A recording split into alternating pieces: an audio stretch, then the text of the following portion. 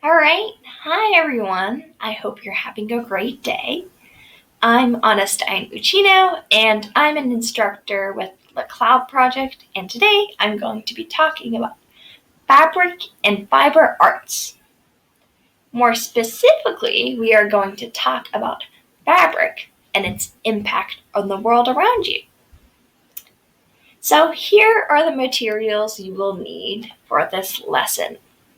One, a notebook to write down your scientific ideas, a pen or pencil, an old t-shirt or a piece of cloth that you can cut up. For this, please ask your parents. I don't want you to have something like a brand new t-shirt that you just brought from Target. It could be something that you're not going to wear anymore, or something that just is too small or got too dirty. And if you don't have a shirt or piece of cloth, no problem. Just watch it on through the activity and join us that way. And last item is a pair of scissors. And please also ask your parents for permission to use these scissors, as it can be dangerous. And of course, last but not least, a learning mindset. So, our first question is, what kind of fabric and fiber related arts are there? So, some of these arts are fashion, crocheting, and knitting, and even lace or fabric making. Do you know some of these? And if so, take some time to jot it down in a notebook. You can pause the video and then come back to it. All right. So, let's look at an artist making out of different types of cloth.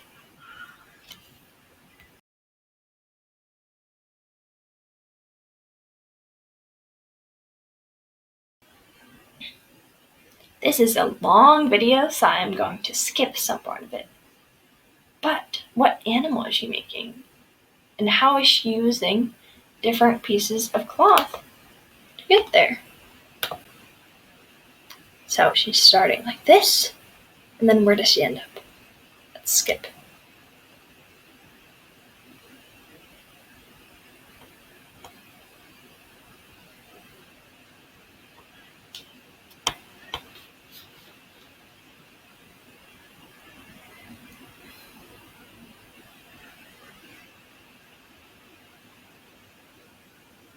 Which fabric is your favorite?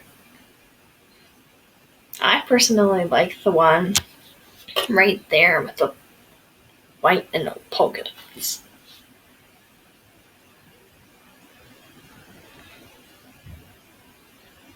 See one more spot, maybe. And then it should be done. Let's skip forward a little bit. Ta-da! We have a fish. So that was really cool, right? So, let's talk about our main question for this lesson. How does the fabric we wear affect the world around us? So for this, let's look at fashion as an example. So for you guys, let's record in your scientific notebook what comes to mind when you think of the word fashion. Take some time to jot it down in a notebook. I'll think about mine too.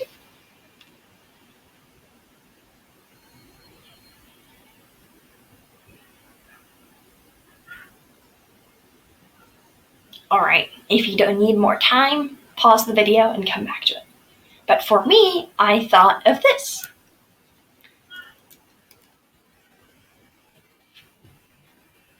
I thought of stores like Gap and Target that sell a bunch of clothes, and maybe articles or items of clothes like shoes or t-shirts or sunglasses. So let's take a look at the process of what it's like to make a piece of clothing. And for this example, I'm going to talk about a dress. So in general, what happens when a designer has an idea is they start to sketch it. And here is a picture of a sketch on the far left right here.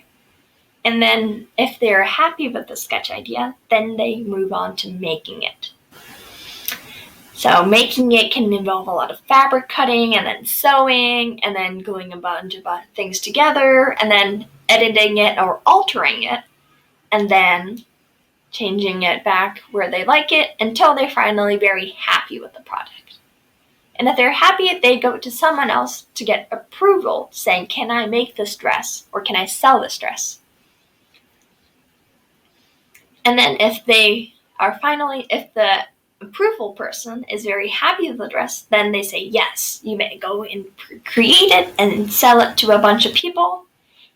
And if it's a large company like Gap or Target, like we talked about, then they go through the company to make a bunch of these dresses.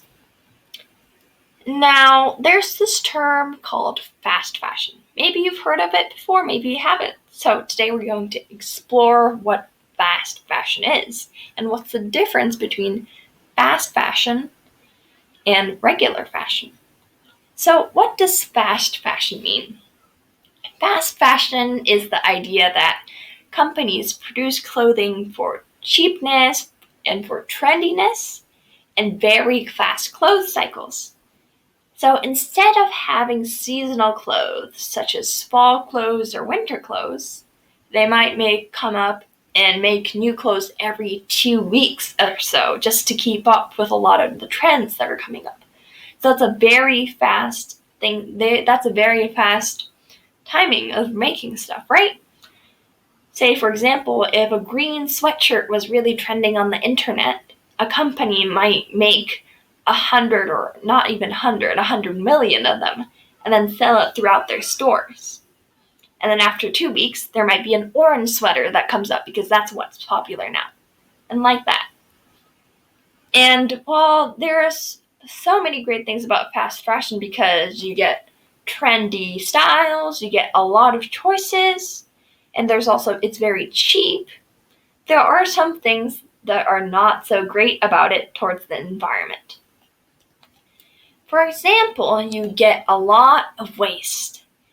If you make a lot of clothes like the green sweatshirt, right, in a short amount of time, and after that 2 weeks, they are not going to sell it anymore. So where does it go? Unfortunately, all of these clothes don't really get sold or to secondhand stores or thrift stores where people can buy them once more. They end up in landfills.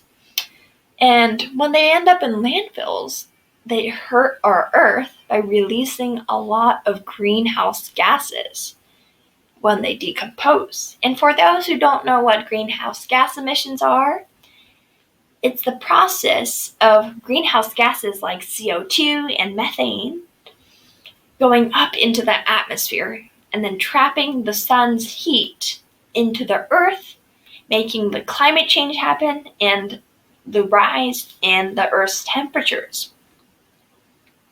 And another thing that can happen is releasing a lot of chemicals when these clothes decompose in landfills, because there are so many dyes and fabrics it takes to create one piece of clothing. It's going to release a lot of bad stuff when it decomposes. So, the big word that we're focusing on in this lesson is sustainability. Sustainability is the action of taking into consideration the amount of stuff it takes to create an item and making it more earth-friendly. In fashion, there are a couple of sustainable brands that make clothing that are safe for the earth. They don't use a lot of chemicals, and they always work with people who are very sustainable and care about the earth. So to become more sustainable, what can you do? One thing you can do is to recycle stuff or make new things out of used items instead of buying a brand new thing. So how can you do that with clothes? So let's learn in our activity. So for today's activity, we're making new art from old clothes and fabric. So today we're going to be making turning a t-shirt into clothes for stuffed animals, or even maybe a little coaster. So let's get on to the activity. I'm here with my t-shirt, and this is a t-shirt that I don't really wear anymore, and I have really no use for it. So today I wanted to make it into something new. So the materials that you're going to need for this activity are an old piece of cloth or a t-shirt like this one, and scissors, which are here. Now, you can use whatever type of scissors you want, just make sure you have parental guidance when you're cutting it. So, our process is we're going to make braids out of straps of clothing and then weave it into something new. So our first step here is to take the t-shirt and fold it right where the sleeves are. Make it into a square shape. And what you're going to do is cut straight across here, so you're left with a square. So the next thing you're going to do, you are going to cut strips like this, straight across.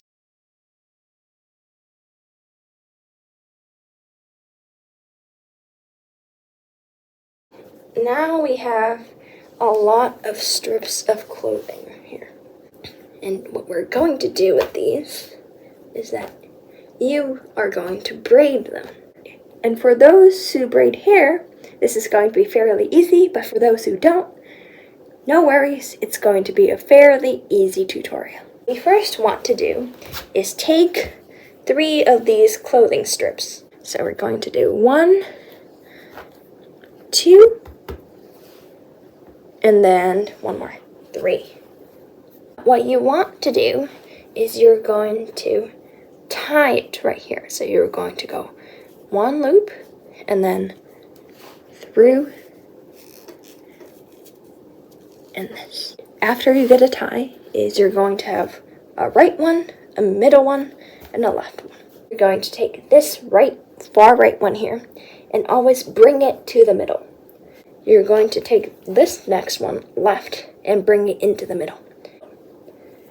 So we're going to go right, left, right, left, and then keep on doing it until you get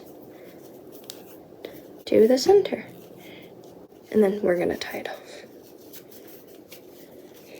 And then you're going to repeat this process with however many strings you want to make.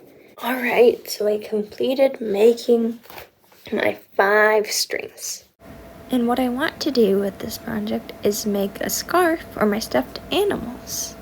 So let's get on to that. We are going to braid all of these 5 strings together. So, what we're going to do is take these 3, and then at the top, you are going to use a string that you cut up or you might have left over, and just tie it around the 3.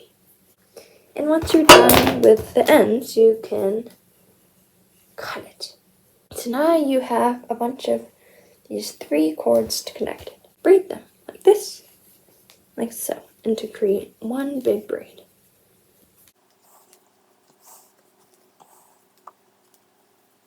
And then once you get to the end, you can tie it off in the same method that you did when you were tying the front parts together. Now you have a really strong rope.